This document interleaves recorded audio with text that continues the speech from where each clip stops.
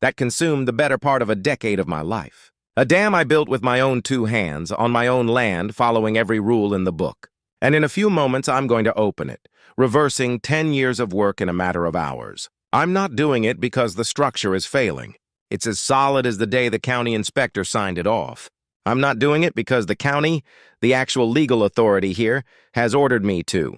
I'm doing this because my new neighbors, or more specifically, their all-powerful homeowners association, have decided that the water that originates on my property belongs to them. They arrived like a conquering army, armed not with weapons, but with certified letters and bylaws. They threatened me with a crippling lawsuit designed to bankrupt me. They slapped me with a completely bogus $20,000 fine for, and I have the letter right here, the unauthorized impoundment of spring water. It's a preposterous claim from a corporate entity that has absolutely zero legal authority over me or my land. An organization whose very existence is an affront to the idea of personal liberty. They delivered a simple ultimatum: destroy the pond that has become a sanctuary for countless local creatures, the very heart of this small ecosystem. Or prepare for a legal war of attrition, a battle designed not to win on merit, but to bleed an older man of his retirement savings until he gives up. So, I'm going to give them precisely what they asked for. I will comply with their demand to the very letter. I am going to cease my impoundment of the water. And in the process, they will receive a costly, very public education about the difference between a rule book and reality. They will learn a lesson about unintended consequences. But to truly understand how a peaceful, thriving pond became the flashpoint in a war I never wanted to fight, we have to go back. Way back. When I mustered out of the army, all I truly wanted was a quiet piece of America I could call my own. A place to be left alone, where a man's property line meant something. After years of following orders, I just wanted a place where I was the ultimate authority. 25 years ago, I found it. It wasn't much to look at for most folks. A rugged, undeveloped parcel of land that nobody else wanted. But it had good trees, decent elevation, and one feature that made it invaluable to me: a natural spring that bubbled up from the ground year-round, calm and clear. It was perfect. I'm a welder by trade, a man who understands that form must follow function, and that anything worth building is worth building to last. This land was to be my last big project, a legacy of sorts. But there was a fundamental problem with the landscape. The spring, as beautiful as it was, emerged in a way that created a perpetually soggy, useless marsh at the lowest point of my property. It was a stagnant breeding ground for mosquitoes in the summer, and during the wet season, a muddy pit that contributed to a slow but steady erosion problem. An uncontrolled flow of water, no matter how small, is a relentless force. It will carve its own path, steal your topsoil, and undermine the stability of the land itself. I knew I couldn't just let it be. The solution was as old as civilization, a retention pond. But I wasn't just going to scoop a hole with a backhoe and call it a day. I envisioned a properly engineered earthen dam overbuilt for safety with a steel-reinforced core and a custom-fabricated spillway. It would be a permanent solution. It would halt the erosion completely, create a stable habitat for wildlife, and transform the swamp into a beautiful, functional pond. Furthermore, the large body of water would serve as a natural buffer. It would slowly recharge the local aquifer and critically ensure a regulated, gentle flow of water downstream, even in the driest months of late summer. It would solve my problem and improve the situation for everyone downstream. So I did everything by the book. I wasn't some rogue out to defy the government. I drove down to the county planning office, a place I'd get to know very well. I filed for the necessary permits. I submitted my own detailed blueprints, drawn from years of practical, hands-on experience with steel and soil. The county engineer's office, a team of professionals who actually understood hydrology, reviewed them. They suggested a few minor, intelligent tweaks to the spillway design, which I gladly incorporated. Then they gave me the official green light. My project was entirely legal, fully permitted, and met or exceeded every single safety and environmental standard on the books. Then came the real work. For the better part of 5 years, my weekends and evenings were spent on a rented bulldozer, moving earth and compacting it layer by painstaking layer with a sheep's foot roller. testing the moisture content and ensuring a perfect bond. It was slow, grueling labor. I spent weeks in my workshop fabricating the heavy-gauge steel for the spillway, guaranteeing every single weld was flawless and X-rayed for integrity. This wasn't just a project. It was a passion. It was an expression of everything I knew about building things that last. When it was finally finished, a structure of earth and steel rising from the mud, the county inspector came out. He was a serious man who'd seen his share of shoddy work. He walked the whole structure from the base to the crest, checked my welds on the spillway gate, and reviewed the final build against the approved plans. He signed off on it without a moment's hesitation. The day I closed that big iron valve and watched the basin slowly begin to fill was one of the proudest of my life. What was once a muddy, mosquito-infested patch of ground slowly transformed, over nearly 2 years, into a crystal-clear pond. Life, as they say, finds a way.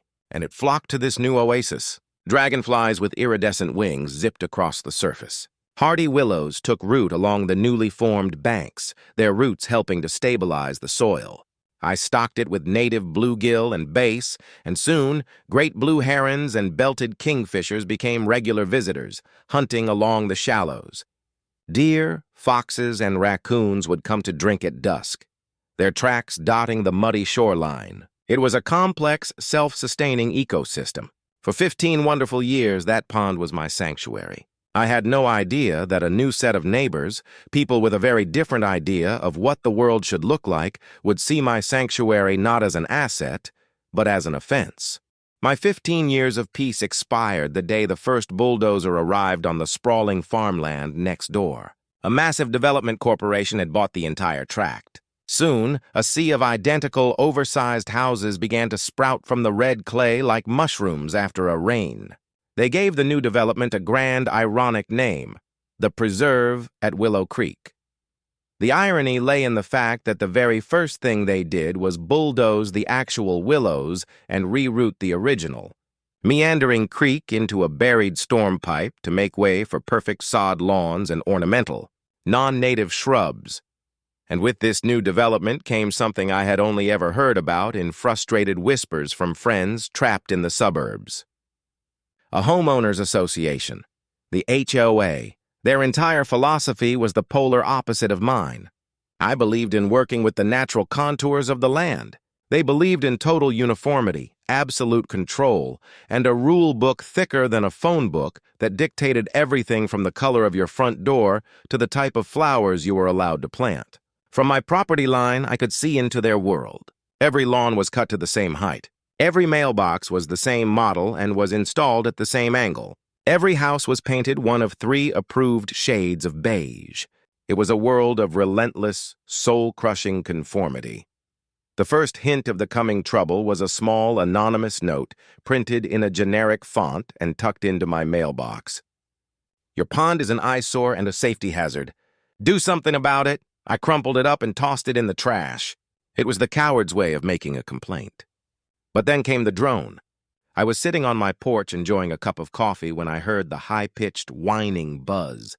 It hovered directly over my pond, its camera gimbal swiveling as it methodically scanned my dam, my spillway, and my entire property before zipping back toward the beige sea of houses. It was a blatant, unnerving invasion of my privacy, a calculated act of intimidation. 2 weeks later, the formal declaration of war arrived via certified mail. It was a thick envelope from a high-priced law firm representing the Preserve at Willow Creek HOA. I sat at my old wooden kitchen table, the same table where I'd unrolled my damn blueprints years before, and read the letter. My initial disbelief slowly hardened into a cold, quiet rage. The letter was a 10-page masterpiece of legal intimidation, filled with whereas and heretofore clauses designed to confuse and frighten. It informed me that I was in violation of their community bylaws of a community I did not belong to and had never agreed to be a part of.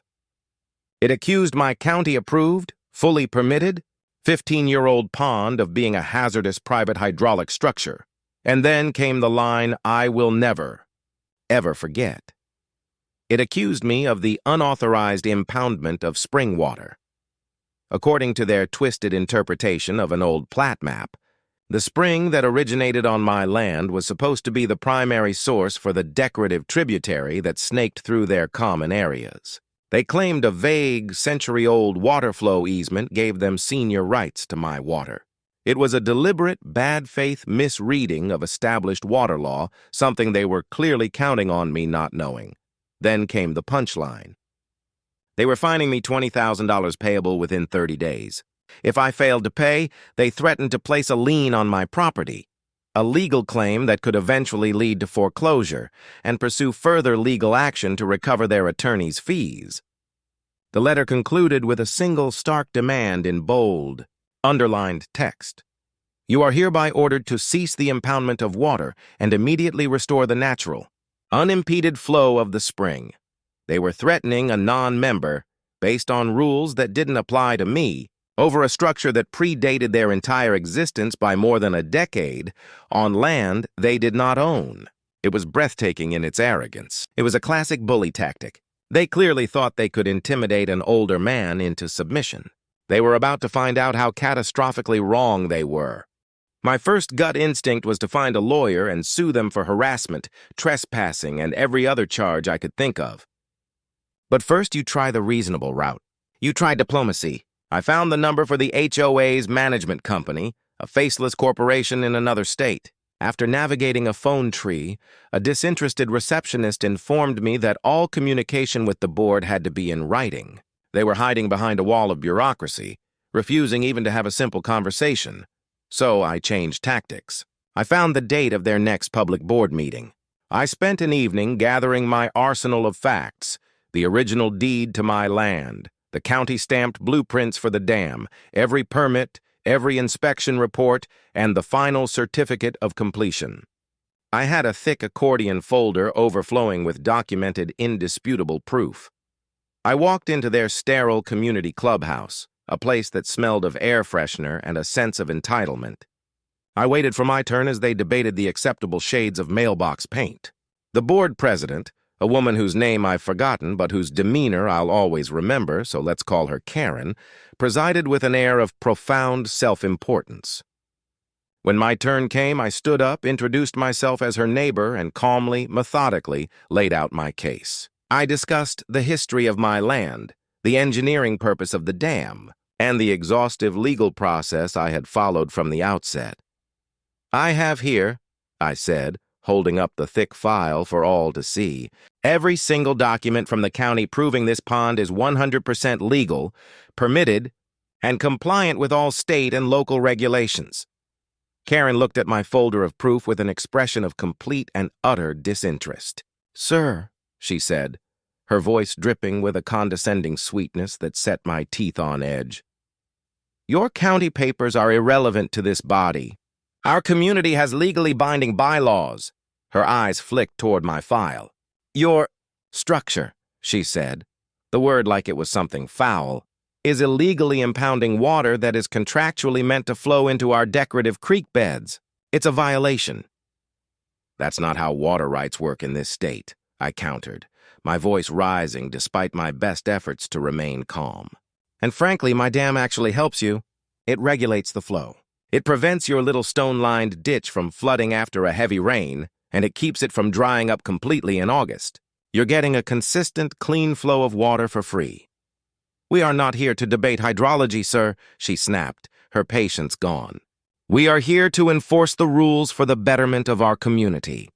The notice stands. You will drain the pond and you will pay the fine. Next on the agenda. I was dismissed. The very next day I was in a lawyer's office. He was a sharp, no-nonsense guy who specialized in property and water law. He listened intently, making a few notes as I recounted the entire saga. He reviewed the HOA's threatening letter, then spent a long time examining my folder of permits. He finally leaned back in his leather chair and steepled his fingers. Well, the good news is they don't have a single legal leg to stand on. Zero. They have no jurisdiction over your property. The fine is completely unenforceable. The drone flight is a clear case of trespass for the purpose of surveillance. We could file a suit for harassment and sanctions tomorrow, and we'd almost certainly win. So I can just ignore them? Tell them to go pound sand? I asked. a wave of relief washing over me. "You could," he said, tapping a pen on his desk. "But people like this don't just go away. They'll file frivolous complaints with the county. They'll continue to send threatening letters from their lawyers. They'll try to bleed you dry with legal fees, hoping you'll give up and settle. It could drag on for years and cost you a fortune to defend, even if you win every time. But there is another option." He picked up the demand letter from the HOA, a smirk playing on his lips. They were arrogant enough, and frankly stupid enough, to put this demand in writing. Restore the natural, unimpeded flow. This isn't just a suggestion. It's a formal threat of legal action if you fail to comply. This letter, he explained, holding it up, is a gift. If you comply with their demand, exactly as they've ordered, and document that you are doing so under duress, you create an undeniable paper trail. You would be acting on their explicit written instructions to avoid the lawsuit they threatened. If their demand results in, shall we say, negative consequences, well, you force them to own those consequences. It's a strategy called malicious compliance. The idea was both terrifying and beautiful, a path of scorched earth, paved with their own words. Let them have exactly what they're demanding. For 15 years, my pond had been a source of peace, a quiet joy. Now, thanks to the HOA, it was just a source of constant stress and anger. They wanted a war. It was time to end it, but on my terms, using their own ammunition. The first step was to build my legal shield. Following my lawyer's instructions to the letter, I drafted a formal response. It was short, professional, and devoid of emotion. I sent it via certified mail with return receipt requested to the HOA's law firm. It read, "To the Board of the Preserve at Willow Creek HOA, per your formal demand letter dated 26th October, which threatened legal action against me unless I restore the natural, unimpeded flow of the spring. This letter serves as my official notice that I will commence with the complete draining of the retention pond located on my property. The process will begin at 9 a.m. on Saturday, November 12th. I am taking this action under protest and against my better judgment, solely to comply with your legally binding directive and avoid the litigation with which you have threatened me. Please be advised that this action will result in an immediate, unregulated, and high-volume release of the pond's entire contents downstream into the Willow Creek tributary that runs through your community's common areas." I sent a copy of that letter, along with the HOA's original demand letter, to the county engineer's office. The very next day, the head engineer himself called me. "Sir," he said, his voice laced with genuine concern, "I received your letter and the attached documents. I need to be clear with you. The county is not ordering you to do this. Your dam is a sound, permitted, and beneficial structure. This HOA has no authority here. If you open that valve and drain that pond, any resulting downstream damage, erosion, or environmental issues could, in theory, create a liability for you." "I understand that completely," I replied, my voice steady. "But I'm also done being harassed and threatened. They've put their demand in writing. Their lawyers have called it a legally binding order. I'm just giving them what they want. I'm complying with their order." There was a long, heavy pause on the other end of the line. "All right," the engineer said finally, a note of resignation in his voice. "I can't tell you what to do on your own land. Just make sure you document absolutely everything. Video, photos, and a log of events, all of it. Good luck."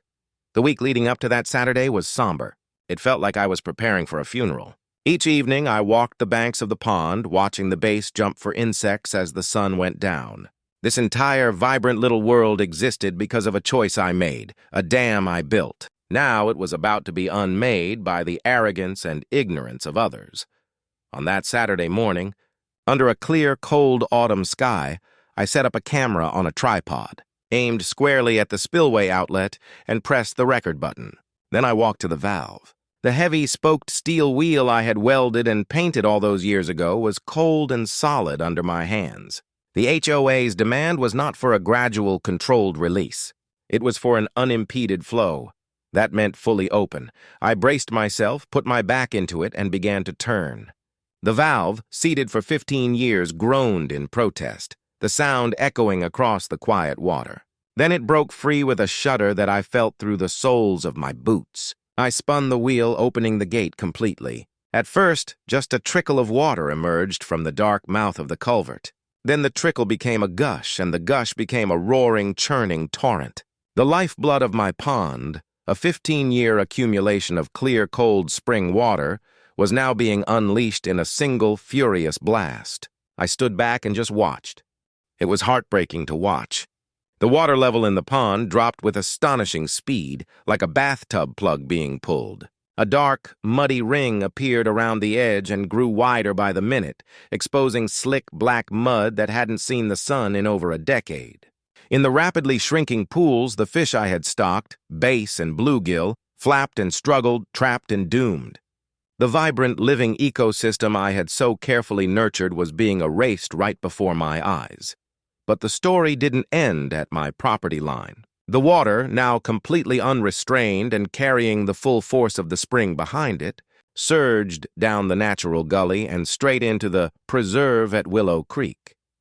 It hit their so-called decorative tributary not as a gentle, babbling stream, but as a flash flood. Their creek was a landscape architect's fantasy, not a functional waterway. It was a shallow, winding channel lined with perfectly smooth, light-colored river stones and bordered by delicate ornamental grasses. It was designed primarily for aesthetic purposes, rather than hydrological considerations.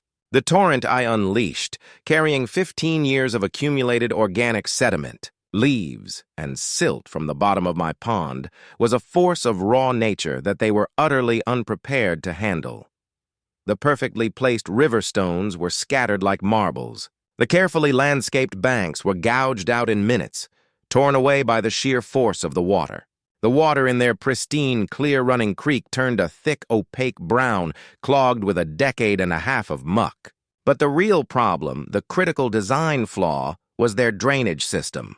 The decorative culverts under their quaint walking paths and footbridges were designed for the gentle, regulated flow that my dam had always provided them. They were never, ever meant to handle the full, unimpeded force of a natural spring combined with the sudden release of a multi-acre-foot pond. The system was instantly and catastrophically overwhelmed. A culvert just inside their property line clogged with debris within minutes. Water, with nowhere to go, backed up, spilled over the carefully constructed banks, and began flooding the adjacent common area, a manicured, putting green perfect lawn surrounding a gazebo where they held their summer socials. Soon, their community showpiece park was a shallow, muddy, stinking lake. This wasn't a true catastrophe. No homes were damaged and no one was in danger. It was something far more poetic. It was the messy, untamed, inconvenient reality of nature reasserting itself on a landscape that had tried to pave it over. They had demanded the natural, unimpeded flow, and that is precisely what they got. They just never bothered to consider what natural actually looked like. My phone started ringing before the pond was even half empty. The caller ID displayed a number I didn't recognize, but I knew who it belonged to. It was Karen, the HOA president, and she was screaming. A torrent of words about property damage, reckless endangerment, and lawsuits flooded my ear. I waited patiently, letting her exhaust herself completely. When she finally paused to take a breath, I spoke calmly and clearly. "Ma'am," I said, "I was simply complying with the written legal demand sent by your attorneys to avoid the lawsuit you threatened me with.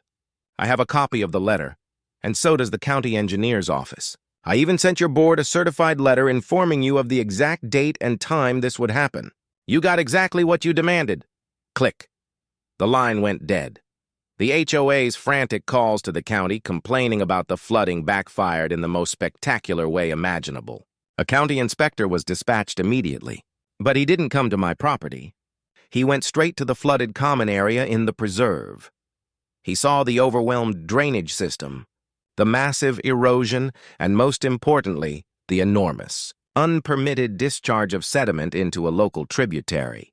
The result was a thing of bureaucratic beauty. The county cited the Homeowners Association, not for having a faulty drainage system, but for causing an illegal environmental action. My lawyer argued successfully and swiftly that by threatening me with legal action to force the draining of the pond, the HOA had assumed full responsibility for the issue. They had coerced me, under threat of lawsuit, into taking an action that resulted in an unpermitted sediment discharge. Therefore, the violation was theirs.